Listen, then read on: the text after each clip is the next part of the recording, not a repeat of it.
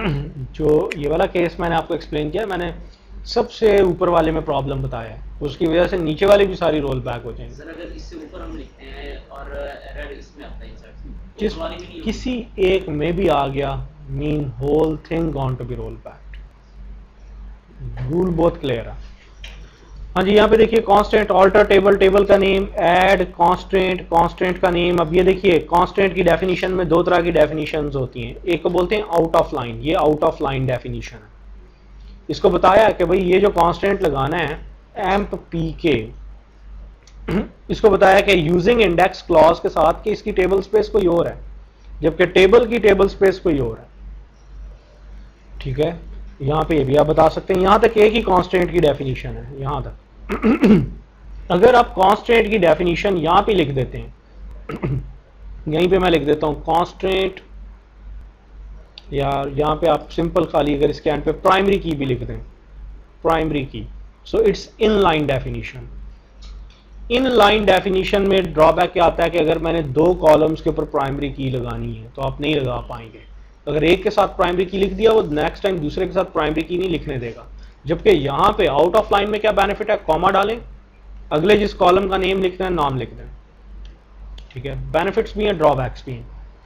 हाँ, सिर्फ एक कांस्टेंट होता है नॉट नल का, इसको आप आउट ऑफ लाइन नहीं लिख सकते, इसको यहीं पे लिखना पड़ता है। और किसी भी कांस्टेंट को अगर आप नाम नहीं देंगे तो कोई मसला नहीं, वो सिस्टम जनरेटेड नाम रख देगा। नाम देना चाहते हैं तो बाकायदा से यहाँ पे लिखें कांस्टेंट टेबल का name underscore nn not null, और आगे लिखें नॉट नल, ताकि आपको पता हो कि इस कांस्टेंट का नाम एम्प्लॉय अंडरस्कोर nn है। एल्स अगर आप सिंपल नॉट नल ऐसे लिख देते हैं तो वो खुद ही सिस्टम जनरेटेड नेम कांस्टेंट को दे देगा। ठीक है, तो चंद एक चीज़ें कांस्टेंट्स के लिए आपको याद रखनी पड़ेंगी। कांस्टेंट लेटर ऑन आप इन्हें कोई भी स्टेट में चेंज कर सकते हैं, या बनाते वक्त भी स्टेट दे सकते हैं। ठीक है ना, जैसे ये देखिए इसने रन टाइम पे जो दिल में आता है। बट एक चीज़ याद रखिएगा, ज़्यादा आपके लिए मसला मसाइल जो डालेंगे वो दो कांस्टेंट्स हैं, प्राइमरी की एंड यूनिक, क्योंकि इनके पीछे बी ट्रीज बने होते हैं। जब आप वेरी लार्ज टेबल के ऊपर कभी कोई कांस्टेंट की क्यूरी लिखते हैं, अगर VLTB है, मिलियन या बिलियंस ऑफ रिकॉर्ड्स हैं, आप कहते हैं जी कि इसके एक कॉलम आईडी के ऊपर प्राइमरी की बना दो, तो ये आवर्स बल्कि डेज वीक्स भी ले सकता है ऑपरेशन। ठीक है, इसीलिए फिर पार्टीशनिंग कर दी जाती है। तो क्योंकि अभी आपके पास कोई रिकॉर्ड नहीं होते, तो आप जैसे ही लिखते हैं फौरन कांस्टेंट बन जाता है। लेकिन अगर प्राइमरी की का कांस्टेंट आपको बाद में लगाना पड़ जाए, मिलियन बिलियंस ऑफ रिकॉर्ड्स, उसको सॉर्टिंग करनी पड़ेगी, फिर उसका बी ट्री बनाना पड़ेगा, बी ट्री के अंदर वैल्यूज पॉपुलेट करनी पड़ेंगी, फिर से सॉर्ट करना पड़ेगा, देन कहीं जाके आपका कांस्टेंट जिसे कहते हैं वो चलेगा। So it would take a lot of time. अगर आपने गलती से भी किसी VLTB पे लगा दिया तो ये बैठ जाएगा सिस्टम, होल आपका इसे कहते हैं, उसकी परफॉर्मेंस डाउन हो जाएगी। देखिए अगर कॉलम्स की स्पेक्स, कॉलम्स के ऊपर कल को आपने कोई कांस्टेंट वगैरह इन्फोर्स करना है, ठीक है, तो you can do like this one. Primary की के सामने लाइक की प्राइमरी की बनी होगी, यूनिक के ऊपर टिक बना होगा, फॉरेन की के आगे बाकी सारे उसके स्पेक्स होंगे। टेबल्स के कंटेंट्स वगैरह देखने हो, टेबल्स के ऊपर हम लॉट ऑफ ऑपरेशंस भी कर सकते हैं, लाइक जैसे भी आपने पढ़ा कि टेबल के ऊपर इंडेक्स भी जनरेट हो सकता है। प्राइमरी की और यूनिक के केस में तो वो खुद इंडेक्स जनरेट कर देता है, लेकिन अगर आप खुद इंडेक्स बनाना चाहें तो उसके ऑपरेशंस अभी आप पढ़ेंगे। ट्राई टू मेमोराइज, अगर आप टेबल को डिलीट करें, लाइक मैं ऑपरेशन लिखता हूं डिलीट फ्रॉम टेबल का नेम और कमिट, और अगर आप लिखें ट्रंकेट टेबल, टेबल का नेम, तो दोनों ऑपरेशंस में फर्क है। ये DML है, ये क्या करता है, सिर्फ रोज को डिलीट कर देता है। ऐसा होता है कि अगर आपका ये सेगमेंट है, this one is your temp table, segment header है, उसमें पहला एक्सटेंट बना हुआ है, फिर दूसरा बना हुआ है, फिर तीसरा बना हुआ है, फिर चौथा एक्सटेंट बना हुआ है, उसके ऊपर हाई वाटर मार्क, जहां तक एवर आपका लास्ट, और इस एक्सटेंट्स के अंदर ऑरिकल ब्लॉक्स हैं। जब आप डिलीट लिखते हैं, वेयर क्लॉज के बगैर लिखी है, ये सारे के सारे एक्सटेंट्स अपनी जगह पे रहेंगे, ब्लॉक्स अपनी जगह पे रहेंगे, रोज डिलीट कर दी जाएंगी, कमिट कर दिया जाएगा। लेकिन जब आप ट्रंकेट टेबल टेबल लिखेंगे, रोज वॉश कर दी जाएंगी, तमाम एक्सटेंट्स भी वॉश कर दिए जाएंगे, सिर्फ पहला एक्सटेंट रह जाएगा, एक्सटेंट नंबर 0। और हाई वाटर मार्क कि एवर एवर आपका सेगमेंट किधर तक भरा हुआ है, उसके ऊपर हाई वाटर मार्क लगा होता है। High water mark last used extent तक लगा होता है, वो भी आपका पीछे बाउंस बैक कर दिया जाता है। सो ट्रंकेशन एंड डिलीशन दोनों में फर्क है। डिलीशन स्पेस रिकवर नहीं करता, रोज डिलीट कर देता है, बट जो आपके लॉजिकल स्ट्रक्चर बने हुए हैं, एक्सटेंट्स बने हुए हैं, ब्लॉक्स बने हुए हैं, उनको डिलीट नहीं करता। ट्रंकेशन क्या करती है? ट्रंकेशन डीडीएल स्टेटमेंट है, ऑटो कमिटेड होती है, कमिट करने की जरूरत नहीं है, ये ऑटोमेटिकली तमाम रोज वॉश करती है और तमाम एक्सटेंट्स, ऑरेकल ब्लॉक्स सब कुछ डिलीट कर देगी। सो दोनों में फर्क है। किस पे? रीडू लॉग दोनों की एंट्रीज जनरेट होती हैं। डीडीएल चलने से पहले भी कमिट फायर होता है, चलने के बाद भी फायर होता है। रीडू लॉग्स में देखिए, रीडू लॉग्स तो बनते हैं ट्रांजैक्शन के अकॉर्डिंगली, ट्रांजैक्शन दोनों राइट डाउन किए जाएंगे, ठीक है। वो तो आप लॉगिंग या नो लॉगिंग जो मर्जी लिख दें, ट्रंकेशन का ऑपरेशन फिर भी लॉग किया जाता है, वो जान नहीं छोड़ने वाला आपको। Then the next one are called indexes. Indexes क्यों बनाए जाते हैं? Indexes कितनी टाइप्स के होते हैं? Indexes की राउंड अबाउट कोई 25 से ज़्यादा टाइप्स हैं। आपके सिलेबस में 2 टाइप्स आपको पढ़ाई जाएंगी। लाइक मोस्ट कॉमनली जो यूज़ होते हैं, B trees, bitmaps, bitmap join indexes,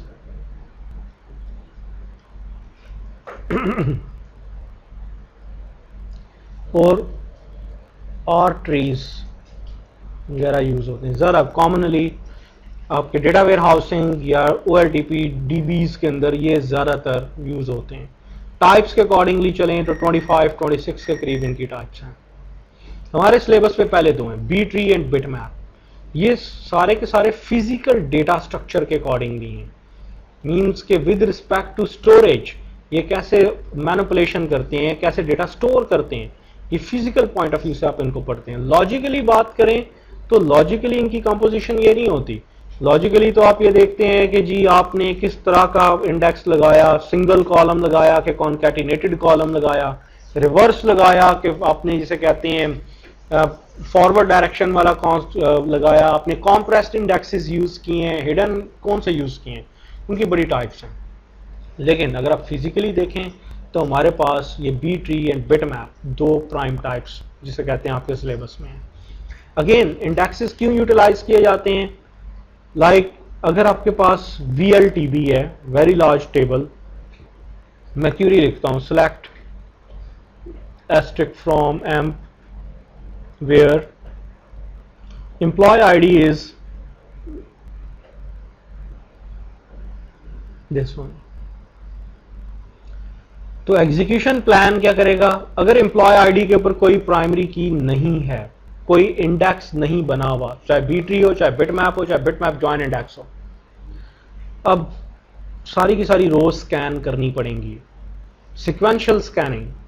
अब ये आपकी किस्मत है कि पहली रो के अंदर ये रिकॉर्ड मिल जाए या ये लास्ट वन रो आपको मिले आफ्टर बिलियंस ऑफ वैल्यूज, क्योंकि कोई ट्री नहीं है।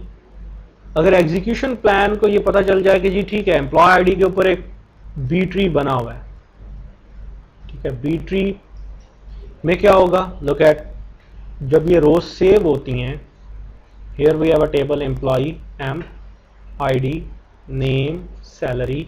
अब आईडी है जी 1 1 2 4 5 6 7 8। इसका लाजमी एक अपना सेगमेंट है, अपना ऑरेकल ब्लॉक है और रो के अंदर सेव है सारी इंफॉर्मेशन। अगर आपने इसके ऊपर कोई इंडेक्स बनाया हुआ है तो वो सेपरेट, उसके अपने ऑरेकल ब्लॉक्स होते हैं। तो सबसे पहले इंडेक्स को सर्च करेगा। बी ट्री एक इस किस्म का कह लें स्पेशलाइज्ड आपका ट्री होता है, स्पेशलाइज्ड इंडेक्स होता है। जस्ट लाइक जैसे आप सॉर्टिंग के लिए बबल सॉर्टिंग पढ़ के आते हैं, आप उसके अंदर जिसे कहते हैं लॉट ऑफ एल्गोरिदम्स पढ़ के आते हैं, binary search, linear search, arrays वगैरह में।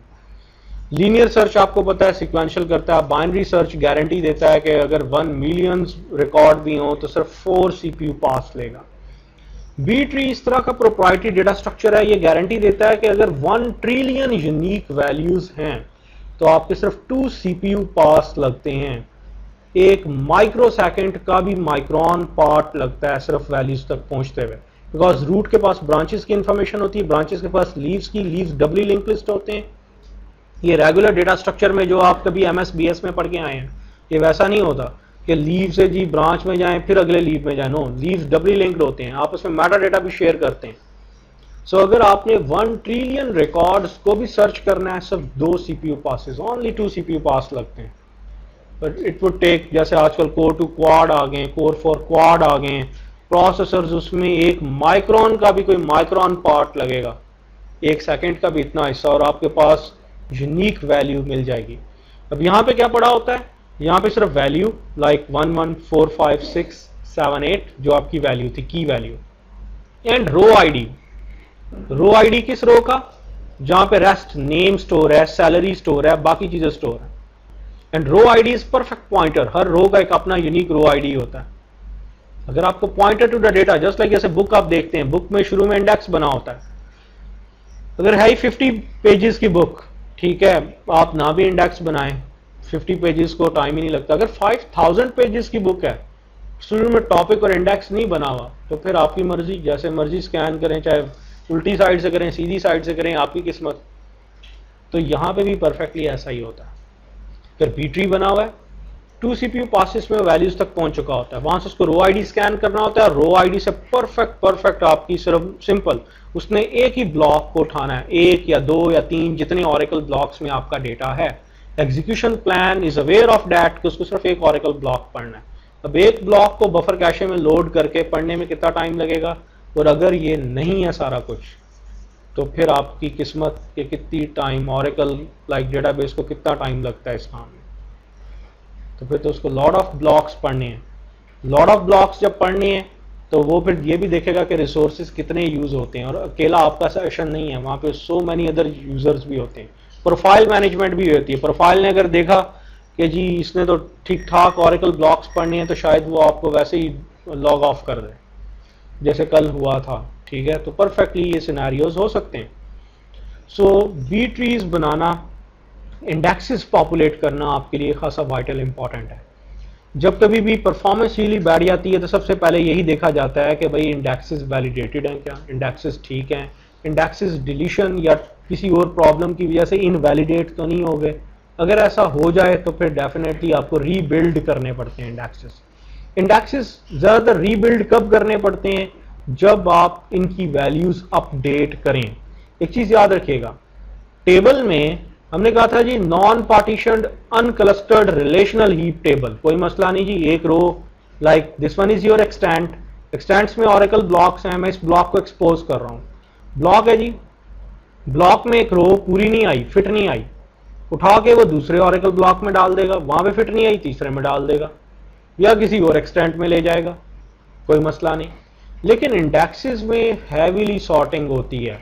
इंडेक्स में देखिए आपको ये पता है कि अगर इंडेक्स यूं है 10 20 30 40 50 60 70, कल को मैं 55 इंडेक्स एंटर करना चाहता हूं तो किधर होगा, दिस वन लोकेशन। ये 55 इसके अलावा कहीं और ऊपर नीचे नहीं जा सकता, इसको 50 और 60 के दरमियान ही इंसर्शन करनी है हर हालत में, क्योंकि सॉर्टिंग यही कहती है, चाहे असेंडिंग ऑर्डर में कर लें चाहे डिसेंडिंग ऑर्डर में कर लें, आपकी मर्जी। सो यहां पे भी ऐसा ही होता है कि जब आप अपडेशन, डिलीशन या अपडेट, खासतौर पे प्राइमरी की को अपडेट कर दिया, आपने क्या किया, पहले आईडी था 1 1 2 3 4, अब उसको कर दिया 2 1 4 1। अब उसको फिजिकली रो मूव करनी है, शायद एक ब्लॉक से उठा के दूसरे ब्लॉक में मूव करनी पड़े और प्रॉपर जगह पे करनी पड़े, क्योंकि हाईली सॉर्टिंग है, जो इसकी लोकेशन बनती है वहीं पे मूव करेगा। जस्ट लाइक जैसे मैंने भी आपको एग्जांपल दी, क्योंकि यहाँ पे बगैर कह लें सॉर्टिंग के पॉसिबिलिटीज नहीं होती। अब देखिए हमारे पास दो तरह के डेटा स्ट्रक्चर्स हैं, बी ट्री एंड बिटमैप, दोनों ही इंडेक्सेस हैं। बी ट्री कहाँ पे यूज होता है, जहाँ पे OLTP डेटाबेसेस होती हैं, जहाँ पे हाई कार्डिनैलिटी होती है, मीन यूनिकनेस बहुत ज़्यादा होती है, वैल्यूज यूनिक हैं, जहां पे आपको टेबल का 2 से 4% सिर्फ गेट करना है, 2 to 4%, not more than that. पूरा टेबल स्कैन नहीं करना, मैक्सिमम 2% ऑफ अ टेबल या 4% ऑफ अ टेबल आपको स्कैन करना है, ठीक है। और जहां पे यूनिकनेस है, जहां पे क्यूरी ने भी प्योर वेयर का क्लॉज लगाना है, where like employee ID is equal to perfect value देनी है, रेंज ऑफ वैल्यू नहीं, परफेक्ट वैल्यू देनी है। जबकि बिटमैप ऐसा नहीं होता। बिटमैप जहां पे क्वाइट लो कार्डिनैलिटी है, यूनिकनेस बहुत कम है। जैसे कि अगर हम सिटी डिस्ट्रिक्ट गवर्नमेंट किसी हॉस्पिटल की ले लेते हैं जी, न्यू बॉर्न बेबीज का कोई रजिस्टर कह लें कि पूरे के पूरे एंट्रीज की जाती हैं आजकल, जैसे आपके नादरा में भी है, बी फॉर्म आपका बनना होता है, ठीक है। तो gender valid genders are only male and female. अगर आप गेट करना चाहते हैं कि लाहौर के 19 जोन्स हैं, वन जोन के लास्ट 6 मंथ में कितने बेबीज ऐसे हुए जी जिनका जेंडर मेल था या फीमेल था, तो अब ये देखिए यहाँ पे या तो बिलियंस ऑफ वैल्यूज भी होंगी, या जैसे नादरा में रिकॉर्ड्स हैं आप सबके, बहरहाल जेंडर सबका मेल, ठीक है, फीमेल एंड सो ऑन, ऐसे ही चल रहा होगा, mix and lot of values हैं। कार्डिनैलिटी यहाँ पे कितनी है? 2, ओनली 2, ठीक है ना। तीसरे वालों के लिए अंडर प्रोसेस है अभी, ठीक है, अभी उनकी अपनी इसे कहते हैं अभी वैलिडिटी नहीं हुई, ओके।